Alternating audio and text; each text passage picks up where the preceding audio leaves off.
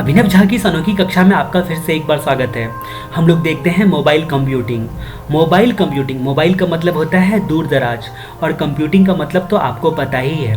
तो यहाँ पर मोबाइल कंप्यूटिंग की जहाँ तक हम लोग बात करते हैं तो यहाँ पर कंप्यूटर्स जो होते हैं या फिर मोबाइल्स जो होते हैं वो दूर दराज से यानी कि अलग अलग डिवाइस से आप कंप्यूटिंग कर सकते हो, वो भी दूर दराज से कंप्यूटिंग कर सकते हो। मोस्टली यहाँ पर हम लोग बेनिफिट वगैरह सब जब देखेंगे तब हमें पता चलेगा कि ये मार्केटिंग के पॉइंट ऑफ व्यू से, सेल्स रिप्रेजेंटेटिव के पॉइंट ऑफ व्यू से, या फिर फार्मा सेक्टर में ले लो, अगर मेडिकल रिप्रेजेंटेटिव जो वर्कफोर्स लोग घूम घूम कर काम करते हैं, या फिर ऑनलाइन शॉपिंग में अमेजोन, फ्लिपकार्ट, ये सब में आप देखते हो कि जो वर्कफोर्स होते हैं वो मार्केट में घूमते रहते हैं। फिर वो कैब सर्विसेज वगैरह सब हो गया, ओला कैब सर्विसेज हो गया, बहुत तरह की चीज़ें आप देख सकते हो, कोरियर सर्विसेज वगैरह सब हो गया। तो ये सब क्या है, इसके वर्कफोर्स जो है मार्केट में काम करते रहते हैं। तो इसलिए बिजनेस को कम्युनिकेशन की बहुत ज़्यादा आवश्यकता पड़ती है और बिजनेस कम्युनिकेशन के लिए कंप्लीट सॉल्यूशन प्रोवाइड करता है। मतलब वर्कफोर्स कहीं से भी कॉर्पोरेट इंफॉर्मेशन पे एक्सेस कर सकता है, या फिर वर्क ऑर्डर डिटेल ले सकता है, या फिर हम लोग ट्रैक कर सकते हैं जो मैनेजमेंट वाले होते हैं। इसलिए इफिशियंसी और इफेक्टिवली जो है मैनेजमेंट करने में काफ़ी हेल्प मिलता है। तो ये सारी चीज़ें मोबाइल कंप्यूटिंग के फायदे हैं। एक्चुअली मेन रूप से देखा जाए तो मार्केटिंग के पॉइंट ऑफ व्यू से आपको देखना है। यहाँ पर जैसे कि पहले हम लोग बेनिफिट भी देखते हैं। अगर मोबाइल कंप्यूटिंग सर्विसेज का बेनिफिट देखते हैं, remote access to work order detail का रिमोट एक्सेस मिल जाता है, रियल टाइम अपडेट मिलते रहता है यानी कि स्टेटस अपडेट होते रहता है बराबर से, anywhere any time access to corporate information and services. जो वर्कफोर्स होते हैं वो कभी भी कॉर्पोरेट इंफॉर्मेशन और सर्विसेज तक एक्सेस कर पाते हैं। Remote access to corporate knowledge base, जो कॉर्पोरेट का डाटा बेस होता है, उसका नॉलेज बेस होता है, उस पर दूर दराज से ही एक्सेस कर पाते हैं अधिक जानकारी के लिए और अपडेटेड हो सकते हैं वो। इनहैंस क्वालिटी एंड मतलब क्या बोलते हैं, मैनेजमेंट की एबिलिटी को इंक्रीज करते हैं। मैनेजमेंट की एबिलिटी जो होती है उसको इंक्रीज करते हैं। तो ये सारी चीज़ें हैं यहाँ पर। तो हम लोग यहाँ पर मोबाइल कंप्यूटिंग के बारे में कुछ बातें देखते हैं। मोबाइल कंप्यूटिंग मुख्य रूप से कई प्रकार से लिंक से काम करता है, मतलब कई प्रकार के नेटवर्क से। सेलुलर नेटवर्क हो गया आपका, सेलुलर लिंक उसको बोल सकते हो, या फिर सैटेलाइट नेटवर्क हो गया, ठीक है, क्योंकि अलग अलग जो हैं अलग अलग प्रकार के नेटवर्क होते हैं और इसका आपस में मैशअप करवाते रहते हैं और इसकी वजह से जो है मोबाइल कंप्यूटिंग का सपना साकार हो पाता है। मोबाइल कंप्यूटिंग में आप देखोगे मुख्य रूप से जो है नेटवर्क, जो मोबाइल के टावर होते हैं, ठीक है, मोबाइल फ़ोन के जो टावर होते हैं वो सब नेटवर्क के जो टावर होते हैं वो कहीं अलग अलग जगह पे होते हैं। फिर रेडियो फ्रिक्वेंसी होती है आपका, जो इससे रेडियो वगैरह सब FM वगैरह सब आप सुनते हो। तो ये सारे फ्रिक्वेंसी वगैरह सब का जो है यूज़ यहाँ पर होता है। एक्चुअली ये एक बहुत ब्रॉड कंसेप्ट है, जितना सिंपल लग रहा है उतना ये नहीं है, मतलब बहुत कॉम्प्लेक्स चीज़ है ये मोबाइल कंप्यूटिंग, ठीक है, जिसको समझना जो है टेक्निकली वो डिफिकल्ट टास्क है, काफ़ी स्टडी एंड एनालिसिस इसमें चाहिए। तो हम लोग बस इसका एक आइडिया लेंगे, ज़्यादा डेप्थ में इसमें हम लोग नहीं जाएंगे, ठीक है, क्योंकि हम लोगों को यहाँ पर मार्केटिंग के पॉइंट ऑफ व्यू से सोचना है, बस बिजनेस एंड मार्केटिंग के पॉइंट ऑफ व्यू से यहाँ पर सोचना है। तो मोबाइल वॉइस कम्युनिकेशन यानी कि सेलुलर जो होता है वो पूरी दुनिया में, जैसा कि आप देख रहे हो, कि बहुत ही तेज़ी से बढ़ा है, ठीक है, और माना जाता है कि करीब 1.5 करोड़ मोबाइल जो होता है इंडिया में हर एक महीने बिकता है। हर महीने 1.5 करोड़ मोबाइल फ़ोन बिकता है, जबकि आबादी कितनी है, 150 करोड़ की आबादी में 1.5 करोड़ मोबाइल फ़ोन हर महीने बिक रहा है, ठीक है। तो यहाँ पर इंडिया में ही आप देखो ये हाल है मोबाइल सिस्टम का, ठीक है। अगर गूगल के हिसाब से देखा जाए तो पूरी दुनिया में जितने लोग नहीं हैं उससे ज़्यादा जो है वो मोबाइल काम कर रहा है। क्यों नहीं, dual SIM, triple SIM, 4 SIM वाला जो है मोबाइल जो है चाइना में 4 सिम लगाने वाला मोबाइल आने लगा है, ठीक है। तो ये सारी चीज़ें जो है बहुत सारे आप नेटवर्क वगैरह सबका इस्तेमाल करते हो इसमें, और कई सारे नेटवर्क का ये मैशअप होता है, ऐसा नहीं एक ही नेटवर्क इसमें होता है। मोबाइल कंप्यूटिंग के सपने को साकार करने के लिए कई तरह के नेटवर्क में मैशअप करवाया गया, ठीक है। तो जब सेलुलर नेटवर्क का इस्तेमाल आप ना केवल वॉइस को सेंड और रिसीव करने के लिए करते हो बल्कि डाटा को सेंड और रिसीव भी करते हो, तो उसे हम लोग मोबाइल कंप्यूटिंग कहेंगे। सीधे शब्दों में अगर कहा जाए तो आप सेलुलर नेटवर्क का इस्तेमाल डेटा को भी सेंड और रिसीव करने में करते हो, ना केवल वॉइस को सेंड और रिसीव करने में, ठीक है, अदर वॉइस के अलावा अदर डेटा को भी, ठीक है। वैसे सारे डाटा जो होते हैं वो डिजिटल फॉर्म में, डिजिटल से एनालॉग में कन्वर्ट होते हैं, फिर एनालॉग से डिजिटल में कन्वर्ट होते हैं। इस तरह से जो है सिस्टम चलते रहता है, ठीक है। सैटेलाइट पे जाता है, फिर इस तरह से आवाज़ आती है, मतलब 1 नैनो सेकंड में इतना काम हो जाता है कि यहाँ बैठे बैठे फ़ोन पे आप यूएस में बात कर लेते हो। ये सारे बहुत कॉम्प्लेक्स सिस्टम है, समझना थोड़ा डिफिकल्ट है, ठीक है। तो मोबाइल कंप्यूटिंग जब आता है तो आपको क्या लिखना है, तो पहला मीनिंग में आपको लिखना है कि बिना किसी फिक्स्ड फिजिकल लिंक के जब डाटा ट्रांसमिट होता है एक कंप्यूटर से या एक डिवाइस से दूसरे डिवाइस तक, तो उसको हम लोग मोबाइल कंप्यूटिंग बोलते हैं। तो बिना किसी फिक्स्ड फिजिकल लिंक के, कोई फिक्स्ड फिजिकल लिंक नहीं है, चाहे वो आपका ब्लूटूथ से हो, चाहे वाईफाई का जो कनेक्शन होता है डिजिटल फॉर्म में, एनालॉग फॉर्म में, जैसे भी जाए आपका डाटा, डिजिटल में नहीं एनालॉग सिस्टम में, ठीक है। मुख्य रूप से यहाँ पर एनालॉग सिस्टम काम करता है, ठीक है, वेव की फ्रिक्वेंसी को पकड़ने में। मतलब दूसरे शब्दों में कहा जाए तो बिना फिक्स्ड फिजिकल लिंक के एक रिमोट लोकेशन से दूसरे लोकेशन पर या फिर एक रिमोट लोकेशन से किसी फिक्स्ड लोकेशन पर जब डाटा सेंड या रिसीव होता है तो उसको मोबाइल कंप्यूटिंग बोलते हैं। स्टडी मटेरियल से आप पढ़ लो कि इसका एग्जैक्ट डेफिनेशन नहीं है, बस आपको अभी लिखना है mobile computing without fixed physical link के जब डेटा को सेंड और रिसीव किया जाता है, ठीक है, तो उसको हम लोग मोबाइल कंप्यूटिंग बोलते हैं। कंपोनेंट्स ऑफ मोबाइल कंप्यूटिंग, 3 प्रकार के कंपोनेंट होते हैं। ये तीनों कंपोनेंट मिलकर एक सिस्टम बनता है और ये मोबाइल कंप्यूटिंग का सपना साकार होता है, ठीक है। तो बेसिक 3 तरह के कंपोनेंट होते हैं मोबाइल कंप्यूटिंग में। पहला होता है कि मोबाइल हार्डवेयर, तो हर जगह पहले हार्डवेयर की ज़रूरत पड़ती है, फिर सॉफ्टवेयर की ज़रूरत पड़ती है और उसके बाद कम्युनिकेशन इंफ्रास्ट्रक्चर की ज़रूरत पड़ती है, ठीक है। तो कम्युनिकेशन इंफ्रास्ट्रक्चर की ज़रूरत पड़ती है। तो हम लोग सबसे पहले कम्युनिकेशन इंफ्रास्ट्रक्चर की बात कर लें।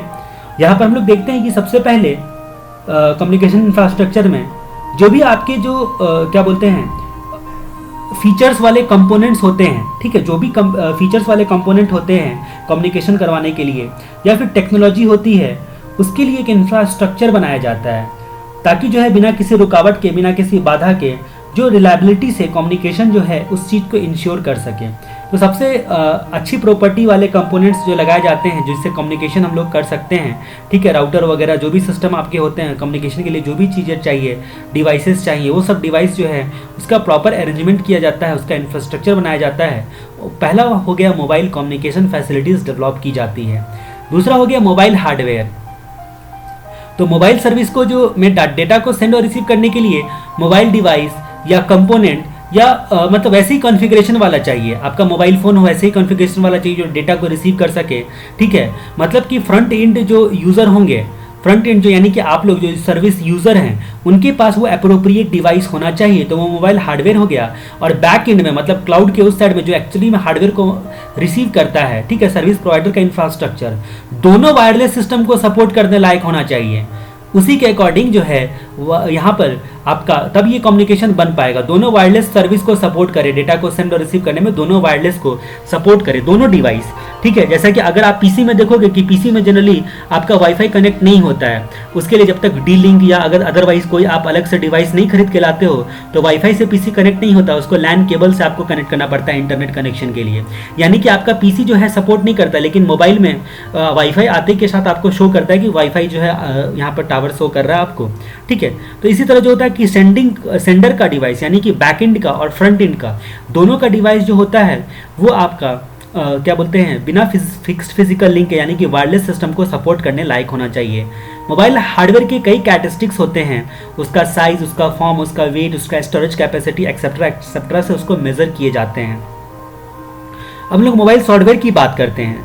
मोबाइल कंप्यूटिंग हार्डवेयर पर जो प्रोग्राम रन करता है, इस हार्डवेयर पर जो प्रोग्राम रन करता है उसे मोबाइल सॉफ्टवेयर कहते हैं। इसी हार्डवेयर पर ये लगा हुआ रहता है, ये प्रोग्राम रन करता है, ठीक है। मतलब जहां ऑपरेटिंग सिस्टम प्लस एप्लीकेशन, मतलब इन सब चीज़ों को एक ही नाम डाल दिया गया है, मोबाइल सॉफ्टवेयर बोल दिया गया है। उसमें ऑपरेटिंग प्लेटफॉर्म हो या सॉफ्टवेयर हो वगैरह वगैरह जो भी हो, मोबाइल कंप्यूटिंग डिवाइस जो होते हैं उसको ऑपरेट करने के लिए कस्टमर को ऐप्स बना कर दिया जाता है और जिसके थ्रू मोबाइल कंप्यूटिंग वो अपना फ्रंट एंड में लॉगिन आईडी पासवर्ड सब डाल के एक्सेस करके वो उस ऐप्स के थ्रू जो है एक्सेस कर सकते हैं, मतलब मोबाइल कंप्यूटिंग कर सकते हैं।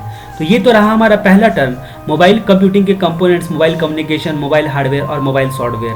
अब हम लोग बात करते हैं हाउ कंप्यूटिंग वर्क्स, एग्जैक्टली ये काम कैसे करता है, ठीक है। तो हम लोग यहाँ पर जरूरी नहीं है, हम लोग अगर मोबाइल डिवाइस बोल रहे हैं तो मोबाइल डिवाइस का मतलब आपका जो स्मार्टफोन होता है वही होगा। जो भी डिवाइस आप यूज़ कर सकते हो सबको मोबाइल डिवाइस यहाँ पर बोला गया है, इसलिए यहाँ पर हम लोग मोबाइल फ़ोन का इस्तेमाल वर्ड नहीं बोल रहे हैं, स्मार्टफोन नहीं बोल रहे हैं, यहाँ पर हम लोग हैंड हेल्ड डिवाइस या फिर मोबाइल डिवाइस बोल के बुलाएंगे। तो यहाँ पर हैंड हेल्ड डिवाइस, तो यहाँ पर टर्म देखो यूज़ किया गया हैंड हेल्ड डिवाइस, तो हैंड हेल्ड कंप्यूटिंग डिवाइस। तो यहाँ पर सबसे पहले यूज़र के पास क्या होना चाहिए, हैंड हेल्ड डिवाइस या मोबाइल डिवाइस होना चाहिए, ठीक है, जिस पर एप्लीकेशन जो होगा वो होना चाहिए, ऐप्स होना चाहिए, जिससे आपको एक्सेस करोगे, आप डाटा को रिक्वेस्ट करोगे सेंड और रिसीव करने के लिए, ठीक है, जिससे आप एक्सेस करोगे, ठीक है। उसके बाद सेवरल कनेक्टिंग टेक्नोलॉजी होनी चाहिए, कनेक्टिंग टेक्नोलॉजी होनी चाहिए। मतलब जब आप फेसबुक पर अपना जो है फेसबुक ऐप्स मान लो कि आपके स्मार्टफोन में है, ठीक है, तो उसमें क्या करते हो कि आप टाइमलाइन पे मान लो कुछ भी शेयर करते हो, टाइमलाइन पे कुछ भी अपडेट करते हो, ठीक है, गुड मॉर्निंग मान लो टाइमलाइन पे आपने फेसबुक पे अपडेट करना चाहे कि सारे फ्रेंड को एक साथ गुड मॉर्निंग चल जाए, ठीक है, तो फेसबुक जो होता है वो उसका इन्फॉर्मेशन सिस्टम अपडेट हो जाता है और बाकी फेसबुक यूज़र को भी आपका अपडेट दिखता है, ठीक है, बाकी फेसबुक यूज़र को भी आपका अपडेट दिखता है, ठीक है। तो मतलब वैसे ही यहाँ पर सेकंड पॉइंट में बोला गया है, अगर सेकंड पॉइंट में देखें तो several connecting technology second point में अगर यहाँ पर देखते हैं तो वैसे ही आप फेसबुक का एग्जांपल यहाँ पर हम लोग ध्यान रखते हुए, तो यहाँ पर बोला गया है कि जब भी न्यू डाटा को आप ट्रांसमिट करते हो, मतलब यूजर जब भी हैंड हेल्ड डिवाइस से न्यू डाटा को ट्रांसमिट करता है तो इंफॉर्मेशन सिस्टम साइट पर तो फाइल अपने आप अपडेट हो जाता है, उसके बाद न्यू डाटा एक्सेसिबल होता है अदर सिस्टम यूजर को भी, मतलब इस तरह से देखो जा रहा है, अभी आप अपडेट कर रहे हो, ठीक है, तो इस तरह से जा रहा है। हैंडहेल्ड कंप्यूटिंग डिवाइस में आपने जो है आप कनेक्टिंग आपने हाई लिखा, ठीक है, गुड मॉर्निंग लिखा, ठीक है, आपने टाइमलाइन पे अपडेट किया, जब टाइमलाइन में अपडेट किया तो उससे क्या हो गया कि जो भी आपने यूजर अपने हैंडहेल्ड डिवाइस से इंफॉर्मेशन सिस्टम साइट को अपडेट करता है, कुछ भी लिखता है, ठीक है, तो वो फाइल अपडेट हो जाता है और सबको एक्सेसिबल हो जाता है, अदर सिस्टम यूजर को भी, यानी कि अदर फेसबुक यूजर को भी मान लो अपडेट हो जाता है। सिंक्रोनाइजेशन ऑफ इंफॉर्मेशन, जैसे ही साइट पर इंफॉर्मेशन सिस्टम फाइल अपडेट होता है, साइट के कंप्यूटर और हैंडहेल्ड यूजर दोनों के पास सेम इंफॉर्मेशन रहता है सिंक्रोनाइज होकर। तो आपके पास जो आपके हाथ में जो डिवाइस है उस पर, और यहां पर बोलता है कि हैंडहेल्ड यूजर और साइट के कंप्यूटर, ठीक है, मतलब बैकएंड पर दोनों के पास सेम इंफॉर्मेशन रहता है, वो सिंक्रोनाइज होकर रहता है, ठीक है। और लास्ट वाला पॉइंट बोलता है the process works the same way starting from other direction. तो अब तक तो हम लोग इस डायरेक्शन की बात कर रहे थे, सेम वे में वर्क जो होता है अदर डायरेक्शन से स्टार्ट होता है, तो ऐसे ही ये प्रोसेस अदर डायरेक्शन से भी सेम वे में काम करता है, लेकिन डाटा ट्रांसमिट और सिंक्रोनाइजेशन के लिए दो डिफरेंट मॉडल फॉलो किए जा सकते हैं। मतलब सेंडर जो होता है वो टेलीफोन लिंक का यूज करे और रिसीवर रेडियो फ्रीक्वेंसी का यूज करे, लेकिन अपडेट कहाँ पे हो रहा है, इंफॉर्मेशन सिस्टम दोनों का एक ही अपडेट हो रहा है। मोबाइल कंप्यूटिंग की ये खासियत होती है कि दोनों अलग अलग तरीके का लिंक यूज कर सकता है। सेंडर जो होता है उसका टेलीफोन लिंक से ये काम हुआ है और रिसीवर का ये काम रेडियो फ्रीक्वेंसी से हुआ है। तो ये ऐसे करके मोबाइल कंप्यूटिंग आपका काम करता है। काफी टेक्निकल लैंग्वेज में दिया गया है, लेकिन आपको बस याद रखना है, सबसे पहला पॉइंट है hand held computing device, several connecting technology, synchronization of information, the process work the same way starting from other direction, ठीक है। उसके बाद जहां तक हम लोग बात करते हैं कि आपके मोबाइल कंप्यूटिंग सर्विसेज में यहां पर हम लोग बेनिफिट की बात करते हैं।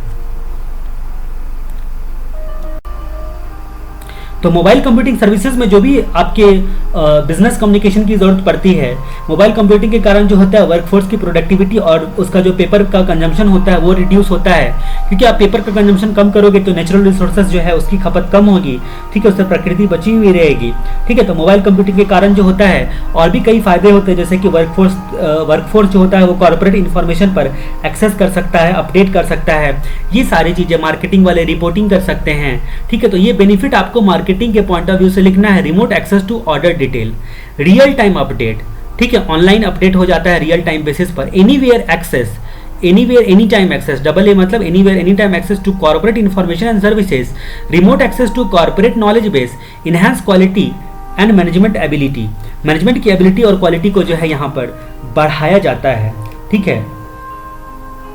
तो यहाँ पर हम लोग इसको एक बार डिटेल में देख लेते हैं। यहाँ पर देखते हैं वर्कफोर्स को वर्क ऑर्डर डिटेल कहीं भी मिल जाता है, ठीक है। जैसे ओला कैब आप बुक करते हो, ठीक है, तो यहाँ पर आपको ड्राइवर को आप ऑटोमेटिकली मैसेज चला जाता है जैसे आपने बुक किया है, नियरेस्ट ड्राइवर जो होता है उसको। सेकंड पॉइंट होता है यहाँ पर अगर आप देखो कि रियल टाइम अपडेट, तो यहाँ पर बोलता है कि अपने आप जो है इंफॉर्मेशन सिस्टम जो होता है रिसोर्सेस उस पर रखे हुए डेटाबेस जो होते हैं वो सब अपडेट होते रहते हैं। उसके बाद anywhere any time corporate services और इन्फॉर्मेशन को दूर दराज से ही एक्सेस कर लिया जाता है, ठीक है। रिमोट लोकेशन से मतलब दूर दराज से। जॉब लोकेशन पर ही कंपनी को जानकारियां लेने के लिए उसके नॉलेज बेस तक एक्सेस कर लिया जाता है, ठीक है। तो आप ऑर्डर स्टेटस को अपडेट कर सकते हो, जिससे मैनेजमेंट की इफिशियंसी काफ़ी बढ़ती है। रियल टाइम बेसिस पर ही आप जो होते हैं वो ऑर्डर स्टेटस को अपडेट कर सकते हो, या क्या परफॉर्मेंस है, सिचुएशन कहाँ तक पहुँचा, कोरियर को ट्रैक कर पाते हो कोरियर सर्विसेज में, ये सारी चीज़ें होती है। और लास्ट वाला पॉइंट जो होता है मैनेजमेंट की क्वालिटी और इफिशियंसी जो होती है वो बढ़ती है। जो मोबाइल वर्कफोर्स होता है उससे टच में रह पाता है जो आपका मैनेजमेंट होता है उसको, और इन्फॉर्मेशन की क्वालिटी फ्लो वगैरह सब जो है यहाँ पर बढ़ती है। तो ये सारी चीज़ें कुछ बेनिफिट हुआ जिसको बिना मेमोरी टेक्निक से आप आराम से याद रख सकते हो। फिलहाल हम लोग बात करते हैं कि लिमिटेशंस की। लिमिटेशंस में हम लोग बात करते हैं कि चुन्नी पहलवान का ट्रांसमिशन खराब हुआ। ठीक है, चुन्नी पहलवान का ट्रांसमिशन खराब हुआ। ये जो है चुन्नी पहलवान है, ये पहलवान कौन है, इसका नाम है चुन्नी पहलवान। ठीक है, चुन्नी पहलवान क्या हुआ कि कुश्ती जीतकर अपने गांव में आया।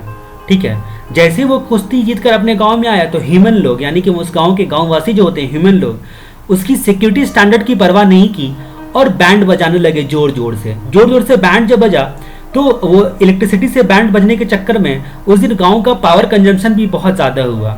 ठीक है, और उसकी आवाज़ इतनी तेज थी ना कि हेल्थ हैजार्डस भी था। ठीक है, फटाके फूटे, ठीक है, बैंड बज रहा था जोर जोर से, तो वो हेल्थ को ख़राब करने वाला भी था वो।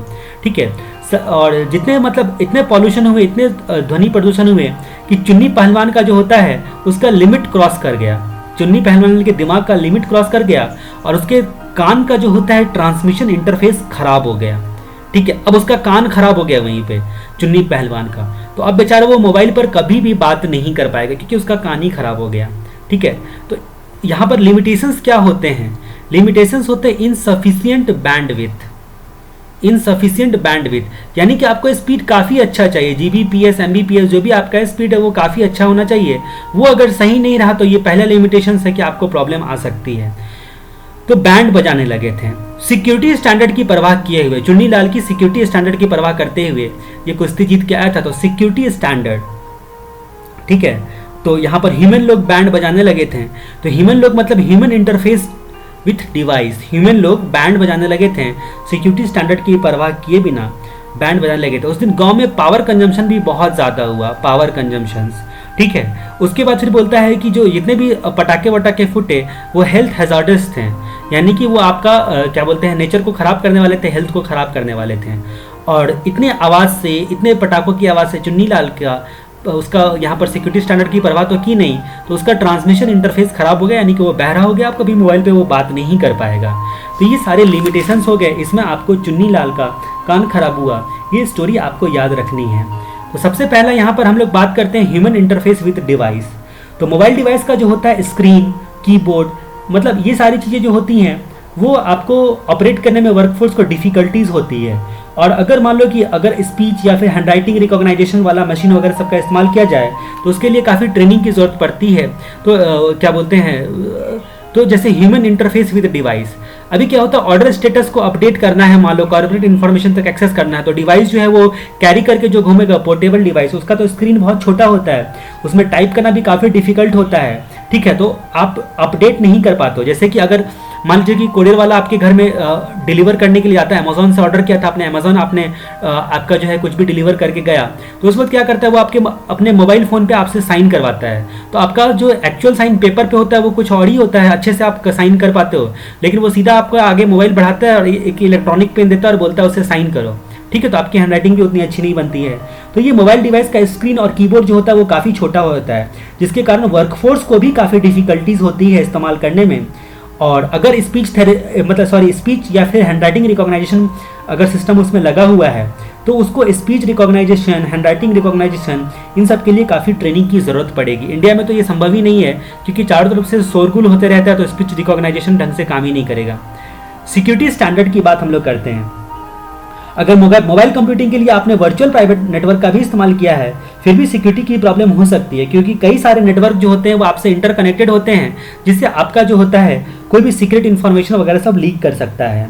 इनसफिशिएंट बैंडविड्थ, तो यहाँ पर क्या होता है कि इनसफिशिएंट बैंडविड्थ, तो जैसे आप डायरेक्ट केबल से कनेक्ट करते हो अपने लैपटॉप को तो उसकी स्पीड काफ़ी अच्छी होती है, लेकिन अगर आप वही जो है वाईफाई का सहारा लेते हो तो उसकी एफिशिएंसी जो थोड़ी कम होती है। तो डायरेक्ट केबल कनेक्शन के कंपैरिजन में जनरली मोबाइल इंटरनेट जो होता है उसका एक्सेस स्लो होता है। वायरलेस नेटवर्क के लिए टावर का रेंज रहने की ज़रूरत होती है, ये सारी चीज़ें लिमिटेशंस आ जाती है। वायरलेस लैन जो होता है वो आपका क्या बोलते हैं मतलब वायर वाला जो लैन होता है वो सस्ता भी होता है, लेकिन वो वायरलेस सिस्टम लगाना काफ़ी महंगा भी होता है। ये सारे भी फैक्टर करते हैं। उसके बाद आता है पावर कंजम्पशंस। तो ज़्यादातर स्मार्टफोन या फिर मोबाइल डिवाइस में बैटरी बैकअप का प्रॉब्लम होता है, बैटरी की लाइफ भी बहुत कम होती है, तो ये पावर कंजम्पशन का प्रॉब्लम होता है। उसके बाद ट्रांसमिशन इंटरफेस। ट्रांसमिशन इंटरफेस का मतलब क्या हो गया कि मतलब आपका रेंज पकड़ने में अक्सर प्रॉब्लम हो जाती है। टावर का जो रेंज पकड़ेगा उसमें अक्सर प्रॉब्लम आ जाती है। कोई बड़ी बिल्डिंग बीच में आ जाए, तो मेट्रो सिटी में भी देखते हो, कोलकाता में देखोगे, दिल्ली में देखोगे, तो उस सिचुएशन में क्या होता है कि आपको प्रॉब्लम होती है। रूरल एरिया में जो होता है वो ठीक से ट्रांसमिशन काम नहीं करता है। रूरल एरिया में जनरली रेडियो फ्रिक्वेंसी से कनेक्शन लगाया जाता है, लेकिन फिर भी जो है ढंग से काम नहीं कर पाता है। उसके बाद बात करते हैं पोटेंशियल हेल्थ हैजार्डस। जो इसका जो आपका देख रहे होगे कि जहाँ पर मोबाइल टावर लगा हुआ रहता है, आसपास जो होते हैं चिड़ियाँ मरने लगती हैं, इसका रेडिएशन बहुत खतरनाक होता है, ठीक है, जो कि इंसान का भी हेल्थ प्रॉब्लम का कारण बन सकता है, जानवर तो दूर की बात है, ठीक है। आजकल देखोगे कि दिल्ली में भी देख रहे होगे आप, या कहीं भी देखो, दिन में भी कुत्ता सोते रहता है। पहले के कुत्ते और बिल्लियाँ बहुत एक्टिव हुआ करती थी, लेकिन अभी देखो मोबाइल रेडिएशन की वजह से उनका जो है कितना प्रॉब्लम ज़्यादा हो रहा है। वो लोग एकदम आलसी हो गए हैं, सोए रहते हैं। आप भी सुबह उठते हो तो फ्रेश फील नहीं करते हो। ये सब क्या रीज़न है इसका? गाँव में जाते हो तो कितना सो के उठोगे, देखोगे अगर आपके अपने गाँव में जाओगे तो वहाँ पे फ्रेश फील करते हो, क्योंकि जहाँ पे वहाँ भी मोबाइल है, लेकिन उस हिसाब से रेडिएशन का इफेक्ट उतना ज़्यादा भी नहीं है। तो ये जो होता है मोबाइल रेडिएशन का हेल्थ प्रॉब्लम हो सकता है।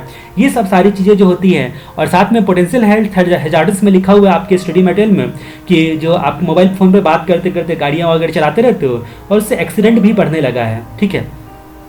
तो ये सारे कुछ प्रॉब्लम्स होते हैं, ये लिमिटेशंस होते हैं मोबाइल कंप्यूटिंग के। लिमिटेशंस में हम लोगों ने देखा। अब हम लोग देखते हैं कि issue in mobile computing. Mobile computing में इशू हम लोग देखते हैं, ठीक है। तो आखिर क्या क्या इशू होते हैं मोबाइल कंप्यूटिंग में? ये हमारा हो गया CIALA, इसको हम लोग पढ़ेंगे सीला, CIALA, शीला पढ़ेंगे। तो शीला की जवानी वाला शीला का स्पेलिंग आपको ये याद रखना है। तो सबसे पहले सिक्योरिटी इशू जो होती है यहाँ पर होती है, ठीक है। तो यहाँ पर हमारी कहानी का क्या नाम है कि शीला के टेक्निकल डांस का परफॉर्मेंस इशू बन गया। शीला के टेक्निकल डांस का परफॉर्मेंस इशू बन गया, ठीक है। काफ़ी दिन हो गए थे, शीला की जवानी जो है वो जा चुकी थी, उसको कोई काम वाम नहीं मिल रहा था, उसकी बैंड बज चुकी थी, ठीक है, उसकी बैंड बज चुकी थी। तो उसकी जो बैंड बजी थी, तो इसीलिए वो उसने सोचा कि हमें इस बिजनेस चैलेंज को एक्सेप्ट करना ही पड़ेगा, ठीक है। तो बिजनेस चैलेंज को एक्सेप्ट करने के लिए और फुल कैपेसिटी से जो आपका क्या बोलते हैं अपना परफॉर्मेंस दिखाने के लिए, बिजनेस चैलेंज को एक्सेप्ट करने के लिए, उसके बाद पूरी कैपेसिटी से अपना परफॉर्मेंस दिखाने के लिए वो क्या करती है,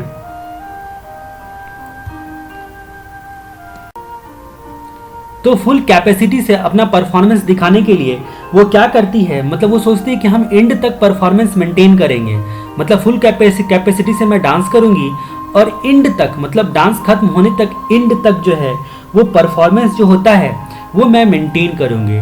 इसके लिए वो क्या करती है, इसके लिए वो अपने मेन क्लाइंट सर्वर के पास जाती है। जो उसका मेन क्लाइंट होता है, जो उसका बहुत बड़ा फैन होता है, उसके पास जाती है, ठीक है। तो मेन क्लाइंट के पास वो जाती है, ठीक है। तो उस वक्त क्या होता है, जब वो मेन क्लाइंट के पास अपने जाती है, तो उसका मेन क्लाइंट क्या होता है, मेन क्लाइंट की लोकेशन पर वो जाती है, ठीक है। इंटेलिजेंट होता है, काफ़ी इंटेलिजेंट होता है। वो सोचते हैं कि मेन क्लाइंट के पास जाएंगे, इसको पटा लिया तो समझ लो हमारा काम जो है बहुत अच्छे से हो गया, ठीक है। तो हमारा काम जो है बहुत अच्छे से हो गया, ठीक है। तो इसीलिए उसके लोकेशन पर जाती है, मतलब लोकेशन पर जो है वो बुद्धिमान बन के, इंटेलिजेंट बन के जाती है। लेकिन उसका टेक्निकल आर्किटेक्चर, क्योंकि बुढ़ी हो चुकी रहती है, शीला की जवानी ढल चुकी रहती है, उसके लिए उसका टेक्निकल आर्किटेक्चर जो होता है, यानी कि उसका फिगर जो होता है वो खराब होने के कारण वो उसका मोबाइल कंप्यूटिंग जो होता है इशू बन जाता है, उसका मोबाइल कंप्यूटिंग इशू बन जाता है, ठीक है। और क्योंकि अब शीला में उतना जो ज़्यादा पावर नहीं होता है, फुल पावर से वो डांस करने के लिए गई होती है, लेकिन उतना ज़्यादा पावर नहीं होता है कि वो फुल पावर से डांस कर पाए। तो शीला का मतलब हमारा हो गया यहाँ पर सिक्योरिटी इशू में कॉन्फिडेंशियलिटी, इंटीग्रिटी, अवेलेबिलिटी, और उसके बाद लेजिमेट, और उसके बाद यहाँ पर अकाउंटेबिलिटी, ये सारी चीज़ें हो गया यहाँ पर इशू। तो हम लोग यहाँ पर सबसे पहले बात करते हैं कॉन्फिडेंशियलिटी के बारे में बात करते हैं। जो आपका मोबाइल कंप्यूटिंग के जो इशू होते हैं वो कौन कौन से मुख्य रूप से इशू होते हैं, उसके बारे में हम लोग सबसे पहले बात करते हैं कॉन्फिडेंशियलिटी के बारे में। मतलब क्या कि आपका क्या होता है कि कोई भी प्रैक्टिकल यूज़र क्या होता है, वो अपना क्रिटिकल इन्फॉर्मेशन पर जो होता है प्रिवेंशन लगाना चाहता है, मतलब अनऑथराइज लोग वहाँ पर पहुँच ना पाए, तो ये कॉन्फिडेंशियलिटी में आ गया। इंटीग्रिटी में क्या आ गया कि प्रिवेंट करना चाहता है अनऑथराइज मॉडिफिकेशन, डिस्ट्रक्शन या क्रिएशन से, ठीक है। कॉन्फिडेंशियलिटी का मतलब क्या हो गया कि आपका कॉन्फिडेंशियल रहे, मतलब अनऑथराइज सिस्टम का अनऑथराइज यूज़र वहाँ तक एक्सेस ना कर पाए। इंटीग्रिटी का मतलब होता है कि अनऑथराइज कोई मॉडिफिकेशन ना कर पाए। एबिलिटी का मतलब होता है कि इंश्योर करना है कि ऑथराइज पर्सन ही केवल जो है एक्सेस गेन कर रहा है इंफॉर्मेशन सिस्टम रिसोर्सेज तक, मतलब अवेलेबल केवल ऑथराइज पर्सन को ही हो रहा है। ठीक है, उसके बाद आता है आपका लेजिटमेट के बारे में। लेजिटमेट क्या होता है कि वैलिड यूज़र ही एक्सेस कर पाए सर्विस तक, उसको इंश्योर करना है कि वैलिड यूज़र ही एक्सेस कर पाए। मतलब यहाँ पर भी आपका यही हो गया, एबिलिटी का मतलब हो गया ऑथराइज पर्सन ही एक्सेस गेन कर पाए रिसोर्सेज तक। और यहाँ पर लेजिटमेट का मतलब हो गया कि कोई लिजिबल पर्सन होगा, जो आपका परफेक्ट पर्सन है, ठीक है, वैलिड यूज़र है, वही एक्सेस कर पाए सर्विस तक एक्सेस कर पाए। यहाँ पर रिसोर्सेस उसी को अवेलेबल हो पाए और यहाँ पर सर्विस तक एक्सेस कर पाए। सर्विस एंड फैसिलिटीज़ यहाँ पर हो गया, रिसोर्सेस अवेलेबल यहाँ तक हो गया। अकाउंटेबिलिटी मतलब ये इशू होता है, ये सारी चीज़ों इशू को कंसिडर करना पड़ेगा मोबाइल कंप्यूटिंग आपको एक्सेप्ट करने से पहले। ठीक है, उसके बाद अकाउंटेबिलिटी, यूज़र अपनी सिक्योरिटी की जिम्मेदारियों को निभाए। जैसे कि बैंक वाले आपको इंस्ट्रक्शन देते हैं कि भाई अपने काम के लिए आप OTP शेयर ना करो, आप खुद ही अकाउंटेबल हो गए इसके लिए। तो ये आपका हो गया कॉन्फिडेंशियलिटी, इंटीग्रिटी, एबिलिटी। उसके बाद फिर वो गया लेजिटमेट, उसके बाद फिर बोलता है अकाउंटेबिलिटी। उसके बाद सेकंड आता है आपका बैंडविड्थ जैसा कि आपने देखा था कि GBps, MBps जो भी स्पीड होता है, बैंडविड्थ मतलब स्पीड डाटा ट्रांसमिशन की, जो कि MBps, GBps में जो आप चेक करते रहते हो अपने इंटरनेट का जो स्पीड आपका कैसा है। तो डाटा को ट्रांसमिशन से पहले कंप्रेस्ड किया जाता है ताकि बैंडविड्थ जो है उसका इम्प्रूव हो। दूसरा, बैंडविड्थ को इम्प्रूव करने के लिए बहुत सारे तरीके अपनाए जाते हैं, जैसे कि बल्क ऑपरेशन जो होता है वो शॉर्ट रिक्वेस्ट में ही आपको परफॉर्म करना है। बैंडविड्थ को इम्प्रूव करने के लिए मोबाइल कंप्यूटिंग में आपको जो होता है कंप्रेस्ड फॉर्म में एक तो डाटा ट्रांसमिशन करना है, दूसरा क्या बोलता है कि भाई एक ही मतलब क्या बोलते हैं बल्क ऑपरेशन शॉर्ट रिक्वेस्ट में ही आपको परफॉर्म करना है ताकि ट्रैफिक जो है उसका सामना ज़्यादा ना करना पड़े। मतलब मोबाइल कंप्यूटिंग में इंपॉर्टेंट इशू होता है बैंडविड्थ। ठीक है, बैंडविड्थ का स्पीड यानी कि स्पीड को कैसे बढ़ाया जाए, एक इंपॉर्टेंट इशू होता है कि आपका स्पीड अच्छा रहेगा कि नहीं रहेगा। उसके बाद हम लोग बात करते हैं reliability, coverage, capacity and cost के बारे में। ठीक है, तो रिलायबिलिटी किस चीज़ की, वायरलेस नेटवर्क रिलायबल हो आपका। ठीक है, और कवरेज का मतलब क्या हो गया कि कम ज्योग्राफिकल एरिया जो होता है यहाँ पर जनरली कवर होते हैं, मतलब आपका जो है टावर जहाँ तक को कवर कर सके, मैक्सिमम कवरेज होना चाहिए। और उसके बाद फिर तीसरा प्रॉब्लम क्या होता है कि मतलब बैंडविड्थ की कैपेसिटी जो होती है वो कम होती है और कॉस्ट वगैरह सब ज़्यादा होता है। तो कैपेसिटी बैंडविड्थ की, तो reliability, coverage, capacity and cost. ठीक है, तो मतलब इसीलिए रिसोर्सेज जो होता है वो काफ़ी इफेक्टिव तरीके से आपको यूटिलाइज करना है, काफ़ी सही जो है मोबाइल कंप्यूटिंग के लिए आपको टावर वगैरह सबका अरेंजमेंट करना है। उसके बाद पावर कंजम्पशन, पावर बैकअप एक सबसे बड़ा इशू होता है मोबाइल कंप्यूटिंग में। बैटरी लाइट वेट होना चाहिए, मतलब बहुत हल्का होना चाहिए, साथ में लंबे समय तक जो है चार्ज रहना चाहिए, उसका ऑपरेशन परफॉर्म करने के लायक होना चाहिए। लोअर बैटरी कंजम्पशन जो है चिप उसको रीडिज़ाइन किया जा रहा है और अदर कई तरह के पावर मैनेजमेंट टेक्निक जो है अपनाए जाते हैं। आप स्मार्टफोन में भी देखोगे कि कई पावर मैनेजमेंट जो है टूल्स वगैरह सब उसमें दिए गए रहते हैं। तो पावर कंजम्पशन जो होता है वो भी एक इशू होता है मोबाइल कंप्यूटिंग का। End to end design and performance, last तक शीला ने परफॉर्मेंस देना था। मोबाइल कंप्यूटिंग में क्या हुआ, मोबाइल कंप्यूटिंग जो होता है वो किस कॉम्पैटिबिलिटी वाला है, एग्जैक्ट सर्वर उसी कॉम्पैटिबिलिटी वाला हो जो आपके डिवाइस को सपोर्ट करे। नेटवर्क और सर्वर्स का डिज़ाइन क्या हो, सर्वर की कैपेसिटी कैसी होनी चाहिए, ये एग्जैक्टली आज तक एस्टिमेट नहीं कर पाया है कोई, क्योंकि मोबाइल डिवाइस जो होता है वो दिन भर में मल्टीपल नेटवर्क से कनेक्ट होते रहता है। कभी वो रेडियो नेटवर्क से, तो कभी इस नेटवर्क से, कभी उस नेटवर्क से। जो आपका मोबाइल कंप्यूटिंग का डिवाइस जो होता है वो मल्टीपल नेटवर्क से अलग अलग, मतलब यहाँ तक कभी कभी तो ऐसा होता है कि अगर एक टावर आपका पकड़ रहा है तो देखो कि आपके घर के बगल में टावर है, मतलब घर के 1 किलोमीटर के रेंज में टावर है, और आप यहां से जैसे ही आगे बढ़ते हो तो देखते हो कि भाई 1 किलोमीटर के रेंज में ही टावर है, लेकिन उसके बाद भी 6 किलोमीटर दूर जो टावर है उसका नेटवर्क आपको पकड़ेगा। अब 6 किलोमीटर वाला टावर का नेटवर्क पकड़ेगा तो जाहिर सी बात है कि आपके जो होते हैं ये यहाँ पर सिर्फ 2 टावर वहाँ पर शो करते रहेगा। आप देखोगे कि घर में ही, मेरे तो घर के पास ही ये इतना बड़ा टावर लगा हुआ है, तो अलग अलग नेटवर्क से चेंज करते रहता है। अब 10 कदम पे भी चेंज होता है, 1 किलोमीटर पे भी चेंज होता है। वो मल्टीपल नेटवर्क से जो होते हैं डिवाइस दिन भर कनेक्ट होते रहते हैं, जो मोबाइल डिवाइस होते हैं वो। इसलिए क्या बोलता है कि मल्टीपल सर्वर और मल्टीपल टास्क, अलग अलग तरीके के टास्क परफॉर्म करते हैं। अब ये जो सर्वर जहाँ से कनेक्ट हो रहा है ये टावर, वो सर्वर पर भी आपको उस हिसाब का टास्क परफॉर्म करने के लायक होना चाहिए। तो ये एस्टिमेट करना काफ़ी डिफिकल्ट टास्क होता है। Integrate with legacy mainframe and emerging, यहाँ पर क्या होता है, integrating with legacy main streams and emerging client server applications. तो ये प्रॉब्लम जो होती है मतलब एक्चुअली क्या होता है कि इंफॉर्मेशन टेक्नोलॉजी जो होती है, इंडस्ट्री, आईटी इंडस्ट्री जो होती है, उसमें क्या होता है कि हज़ारों हज़ार तरह के ऐप्स जो होते हैं वो यहाँ पर आपने बना के रखे होते हैं और उसका आपस में इंटरफेस करवाना जो होता है वो मुश्किल होता है। मतलब ये चीज़ को हम लोग क्या बोलेंगे, लीजेंसी मेन स्ट्रीम्स। लीजेंसी मेन स्ट्रीम किसको बोलेंगे कि कई तरह के जो है एप्लीकेशन आपस में किस तरह से काम करेंगे, ठीक है, आपस में किस तरह से इंटरफेस करेंगे। इसीलिए लीजेंसी मेन फ्रेम और इमर्जिंग क्लाइंट सर्वर एप्लीकेशन एक मेजर इशू होता है, ठीक है। लीजेंसी मेन फ्रेम और इमर्जिंग क्लाइंट सर्वर एप्लीकेशंस, तो जो भी आपने ऐप्स काम करने हैं वो आपके सर्वर के हिसाब से वो सपोर्टिव होने चाहिए, तब जाके इसको इंटीग्रेट करना है उस हिसाब से। तो ये एक डिफिकल्ट टास्क होता है। ये सारी बहुत कॉम्प्लेक्स पॉइंट हैं जो कि आपके स्टडी मटेरियल में नया नया डाला गया है और इतना ज़्यादा जो होता है ये सारे टेक्निकल पॉइंट है मोबाइल कंप्यूटिंग के, जो आपको डिफ़िकल्टी जो होती है वो समझने में भी डिफ़िकल्ट होता है, क्योंकि इसकी वजह से मतलब पूरा का पूरा इंजीनियरिंग करने के बावजूद भी ये सारे जो है कॉम्प्लेक्स इशू समझ में नहीं आते रहते। मोबाइल यूज़र हम लोग यूज़ तो करते बड़े आसानी से, लेकिन एक्चुअली में ये कैसे काम करता है, कैसे कैसे अमेरिका से, लंदन से 2 सेकंड में बात हो जाती है पूरे वर्ल्ड में, ये सारा जो है सिस्टम बनाने वाला सोचो कितना दिमाग वाला होगा।